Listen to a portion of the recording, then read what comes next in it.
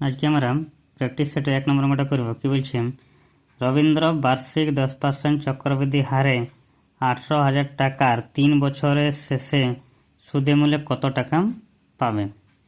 তাহলে এখানে কি বলেছেন, শর্ট পদ্ধতি কীভাবে করব, 10% বৃদ্ধি পাইছে, 10% যদি বৃদ্ধি পায় তার মানে হচ্ছে 10/100, অর্থাৎ একটা শূন্য কাটলো, তাহলে 1/10, অর্থাৎ 10 টাকা যদি ছিল তাহলে 1 টাকা বাড়বে, মানে 11 টাকা। তাহলে এটা ক বছর চলছে, 10 টাকা ছিল বৃদ্ধি পায় 11 টাকা হলো, কত বছর, 3 বছরের জন্য। তাহলে 3 বছরে এরকমভাবে চলবে।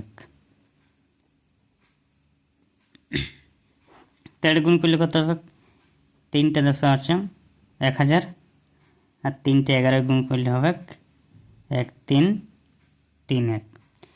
এটা হচ্ছে মূলধন, আর এটা হচ্ছে সুদে মূল্যে। কিন্তু এখানে মূলধন কত বলেছে, কত টাকার, 18,000 টাকার।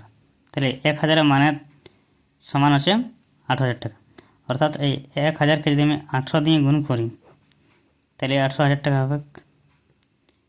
তাহলে ইয়াকে যদি 18,000 টাকা দেওয়া হয়, 18 দিয়ে গুণ করা হয়, তাহলে এটাকেও 18 দিয়ে গুণ, এটা যেটা হবে সেটা হবে সুদে মূল্য।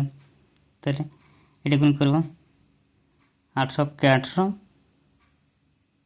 হাতে রইলাম 1, 3 8 54, আর 55, হাতে রইল 5, 3 8 54, আর 9 59, হাতে রইল 5, 18 18 5 23।